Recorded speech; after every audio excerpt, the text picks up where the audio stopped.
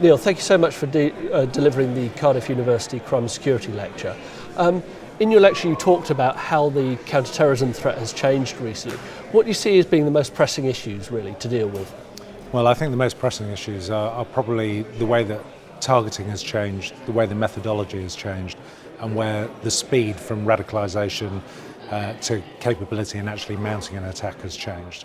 So what we've seen with the methodology is, of course, there was a time when it was about the big spectacular, it was about plotting in cells, that would take a lot of logistics, a lot of planning, a lot of communication between individuals. And that would obviously make you more of a target and easier to spot for us. The fact that we've got individuals who are now inspired rather than directed, they don't need permission from emirs abroad, they're seeing all of the propaganda in front of them and then being directed to use very simple methodologies. So we've seen vehicles used as weapons, we're seeing ordinary kitchen knives being used, and we're seeing targeting of innocents, of women and children. And this is and crowded places, and this is not a threat that we have been used to dealing with in the past. Thank you. And a lot of stories being put in policing circles around evidence-based policing, which really to me just means about learning. And obviously last year there were some tragic events that happened and took place. What do you think policing has learned from what happened last year? Well, I think we've learned a huge amount. I mean, we did probably the largest and most in-depth review of the counter-terrorism machine that we've done for a decade, since 7/7. And out of that, I mean, I could talk about, there were 103 recommendations, but let's talk about three big themes that we learned. The first is our ability to use data. And so just to access the right data, the kind of data that we need to collect, and that's the kind of data we need to analyse and look for patterns of terrorist behaviour in that might give us a tripwire or an indication so that we can stop somebody before they actually attack. So we need to get better at using data. But if we need to be better at using data, we also need to be better at sharing data.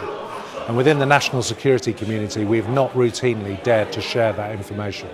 So we need to be clear that we need to share some of the information about our subjects with other professional holders of material, probably in sensitive professions, whether that's health, whether that's education, whether that's our local authority social service partners, in order that we might actually discover a richer picture of the people we're dealing with. And that might be to actually discover that they're not a terrorist threat, but they are vulnerable in other ways, and that might lead us to a prevent outcome and not a pursue outcome. My whole goal is if we can use the data to stop people becoming terrorists in the first place or to divert them before they actually mount an attack, that would be a goal worth pursuing. And the third element is what is probably badly named these days domestic extremism. So it is the growth in right-wing and particularly extreme right-wing methodology. And what we need is for other communities to recognise that counter-terrorism policing and the security service deal with any ideology, no matter what the ideology is, that threatens violence to our communities. And that's as important in the extreme right-wing ideology as it is in the Islamist jihadist ideology. And what do you see as being the key challenges for the next few years going forward? Well, the key challenges will be resource. What's happened in 2017 is we have a new normal, which is 30% above where we were the year previously. So 30% more investigations. Our number of leads has doubled. The number of arrests that we're making has increased, and the number of arrests means prosecutions are up. It means the prison community is up, and that also means more people being released into the community. So we need the right resource to deal with that level of threat. But alongside the right resource, and that's about money and that's about people, we need the right skills and capabilities. And I talked about data.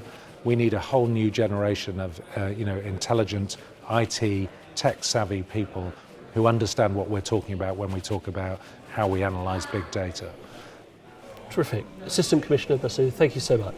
Pleasure. Thank you. That's terrific. Thank you so much.